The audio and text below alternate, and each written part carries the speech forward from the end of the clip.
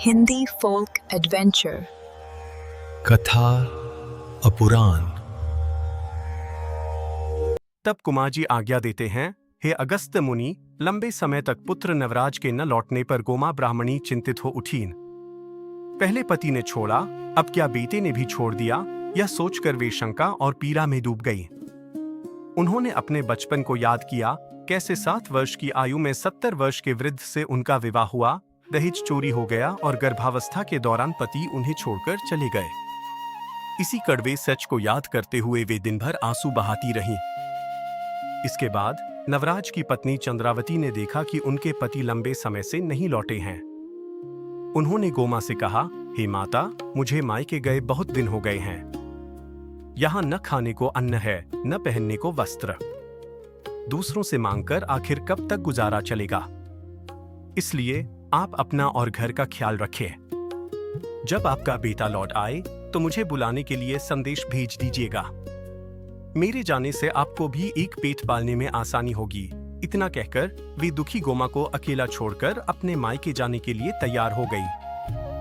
तब गोमा ब्राह्मणी ने कहा, हे बहू, अब पुत्र की अनुपस्थिति में तुम ही मेरी पुत्री भी हो। मैं वृद्धावस्था और दुखों के कारण बहुत थक चुकी हूँ। यदि तुम भी मुझे छोड़कर चली गई,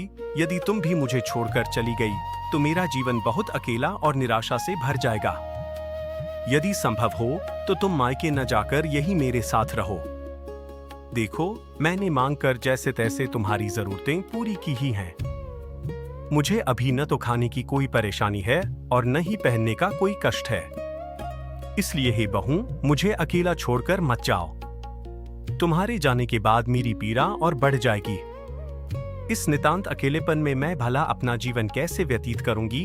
गोमा ब्राह्मणी ने रोते हुए अपनी बहू चंद्रावती से ये विनती की। लेकिन चंद्रावती ने उनकी एक न सुनी और कहा, देखिए, मुझे भी मायके गए बहुत समय हो गया है। मेरे मायके वाले इतने गरीब नहीं हैं। वे मेरा पालन पोषण अच्छी तरह कर सकते हैं। मुझे यहाँ की तरह संघर्ष करके जीने की जरूरत नहीं है। इसलिए आप अपनी रक्षा खुद कीजिए। मैं तो मायके जा रही हूँ। इस तरह अपनी सास को 2 टूक जवाब देकर चंद्रावती फटाफट अपने मायके की ओर चल दी। आंखों से आंसुओं की अविरल धारा बहाते हुए गोमा ब्राह्मणी पागलों की तरह नगर की गलियों में भटकने लगी। मैले कपड़े और बिखरे हुए बालों में उनकी स्थिति अत्यंत दयनीय लग रही थी। भोजन और घर की सुध खोकर वे केवल यही विलाप करती रहती कि मुझ पापिनी को सब छोड़कर चले गए। कल की सुखी गोमा आज पूरी तरह बेहाल हो चुकी थी। चंद्रावती के जाने के बाद गोमा ब्राह्मणी अपनी दयनीय स्थिति और भिक्षुक महादेव के श्राप को याद करते हुए विलाप करने लगी। 7 वर्ष की आयु में वृद्ध से विवाह और अब पति एवं संतान द्वारा त्यागे जाने पर अपने जन्म को ही धिक्कारते हुए उन्होंने कहा, हे जगदीश्वर, अनजाने में हुए अपराध को क्षमा कर मेरी रक्षा कीजिए, अन्यथा इस दुहक का बोझ सहने से अच्छा है कि मेरे प्राण ही हरण कर लीजिए। इसी तरह वे तड़पते हुए अपने दिन बिताने लगी। वास्तव में उन्होंने न तो कोई पाप किया था और न ही ऐसा कुछ जिससे उनकी यह स्थिति होती। अत्यंत दुख के सागर में डूबी गोमा को नगर के बच्चे पत्थर मार मार कर चिढ़ाते थे। ऐ गोमा, तेरे सब कहाँ गए? वे हाथ जोड़कर कहती, हे बालकों, मुझे इस तरह मत चिढ़ाओ, मैं और भी ज्यादा दुखी हो जाती हूँ। कभी हंसना, कभी रोना, कभी चिल्लाना तो कभी शांत होकर शून्य में ताकना, उनकी हालत ऐसी ही हो चुकी थी। कैलाश में बैठी श्री पार्वती गोमा के दुखों को ध्यानपूर्वक देख रही थी। जब महादेव आनंद की मुद्रा में थे तब उन्होंने विनती की, हे जगदीश्वर, गोमा के दुखों को देखिए। वह भी आपकी ही स्त्री है, वह उपेक्षा के योग्य नहीं है। उसकी अवस्था देखकर मुझे अत्यंत करुणा हो रही है। मेरा मन जल रहा है और मेरा जी भर आता है कि मैं स्वयं फूट फूट कर रो दूं। यदि आज्ञा हो तो उसे श्री स्वस्थानी का व्रत कराकर क्या उसे इस दुखों के सागर से पार नहीं लगाया जा सकता? पार्वती की यह बात सुनकर महादेव ने कहा, ठीक है पार्वती, वैसा ही करो। तब पार्वती ने सप्तऋषियों को बुलाया और कहा, मर्त्य मंडल पृथ्वीलोक में चंद्रज्योति नगर की गोमा नाम की ब्राह्मणी अत्यंत दुखी है। उसे श्री स्वस्थानी का व्रत कराओ ताकि वह दुखों के इस सागर से पार हो सके।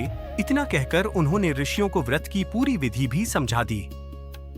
पार्वती की आज्ञा पाकर 7 सप्तऋषि मर्त्य मंडल के चंद्रज्योति नगर के बाहर पहुंचे। वहां उन्होंने चरवाहे बच्चों से पूछा कि यहाँ सबसे दुखी कौन है। तब उन बच्चों ने कहा, इस नगर में वैसा दुखी तो कोई नहीं है, सब सुख में है। लेकिन वह दूर, वहां पर गोमा नाम की एक ब्राह्मणी अत्यंत दुखी है। वहां जाकर पूछकर देखो तो। इतना कहकर उन्होंने ऋषियों को गोमा का घर भी दिखा दिया। पुराना और जगह से बहुत अधिक मरम्मत किया हुआ एक घर, जिसकी छत ऐसी दिखती थी मानो अब गिर जाएगी। यहाँ वहां दाग ही दाग, अत्यंत गंदा और जर्जर अवस्था में वह घर से ज्यादा वह एक झोपड़ी जैसा था। उसी झोपड़ी के पास पहुंचकर ऋषियों ने गोमा ब्राह्मणी को आवाज दी। गोमा ने कौन है कहते हुए दरवाजे से बाहर झांका। ऋषियों को देख उन्होंने दंडवत प्रणाम किया और आदरपूर्वक उन्हें भीतर बुलाकर पीढ़े पर बैठाया। फिर उन्होंने कहा, हे ऋषीश्वर, मुझ जैसी पापिनी के घर आकर आपने दर्शन दिए, आप यहाँ किस प्रयोजन से आए हैं? कृपया आज्ञा दें। तब सप्तऋषि कहते हैं, हे गोमा, तुम बहुत दुखी हो, इसलिए हम तुम्हें श्री स्वस्थानी परमेश्वरी का व्रत करवाने आए हैं। एकाग्र होकर सुनो। सतयुग में हिमालय पर्वत की पुत्री पार्वती ने महादेव को पति के रूप में पाने के लिए यही व्रत किया था। यह व्रत पौष शुक्ल पूर्णिमा के दिन हाथ पैर के नाखून काटकर, स्नान कर शुद्ध होकर, एक चित्त और एक भक्त, दिन में एक बार भोजन रहकर, महीने भर नित्य मध्याह्न काल दोपहर में श्री महादेव की पूजा करनी चाहिए। माघ शुक्ल पूर्णिमा के दिन 108 अष्टोत्तरशत अक्षत, चावल, 108 रोटियां, 108 प्रकार के फूल और नाना प्रकार की सामग्रियां तैयार करें। दर्पण आरसी पर ओमकार लिखकर गंगाजल से स्नान कराए, सिंदूर, लाल चंदन और पुष्पमालाएं अर्पित करें। धूप, दीप, नैवेद्य, कस्तूरी, वस्त्र और भेंट चढ़ाकर श्री स्वस्थानी परमेश्वरी की श्रद्धा पूर्वक पूजा करें। कथा सुनना और सुनाना चाहिए। यदि सुनाने के लिए कोई न हो तो अपने चरखे, ओखली या लकड़ी के सामानों को ही सुना देना। जो भी तुम्हारे निकट हों, उन सभी को कथा सुनाना।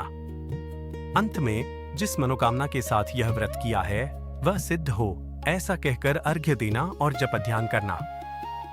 हे गोमा ब्राह्मणी, श्री स्वस्थानी परमेश्वरी का स्वरूप कैसा है यह सुनो। वे स्वर्ण से भी अधिक दिव्य वर्ण वाली हैं, उनके 3 नेत्र हैं और उनका मुख कमल के समान उज्जवल है।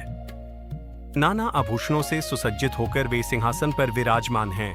उनके 4 हाथ हैं, जिनमें उन्होंने तलवार, ढाल और नील कमल धारण किया हुआ है। ऐसी श्री स्वस्थानी परमेश्वरी का ध्यान करते हुए मेरी पूजा भी वहीं करना, यह महादेव की आज्ञा है। ऐसी जगदीश्वरी स्वस्थानी परमेश्वरी का ध्यान करते हुए इस पाठ का उच्चारण करना। हे जगत जननी, सबका मंगल करने वाली श्री स्वस्थानी परमेश्वरी, आपकी कृपा से मेरा यह व्रत पूर्ण हुआ। इतना कहकर दंडवत प्रणाम करना और प्रसाद निकालना। 108 सामग्रियों में से 8-8 वस्तुएं सगुन समेत निकालकर अपने पति को देना। यदि पति न हो तो पुत्र को देना, पुत्र न हो तो धर्म पुत्र को देना, और यदि मीत पुत्र भी न हो तो गंगा में ले जाकर मेरी यह अमुक कामना सिद्ध हो, ऐसा कहकर विसर्जित कर देना। 100 रोटियों का स्वयं फलाहार करना और रात भर जागरण करना। इतना करने के बाद तुम्हारे संपूर्ण दुखों का नाश हो जाएगा और तुम सुख पाओगी, इसमें कोई संदेह न करना। इसी व्रत के प्रभाव से माता पार्वती ने महादेव को स्वामी के रूप में पाया था, ऐसा कहकर ऋषियों ने व्रत की विधि समाप्त की।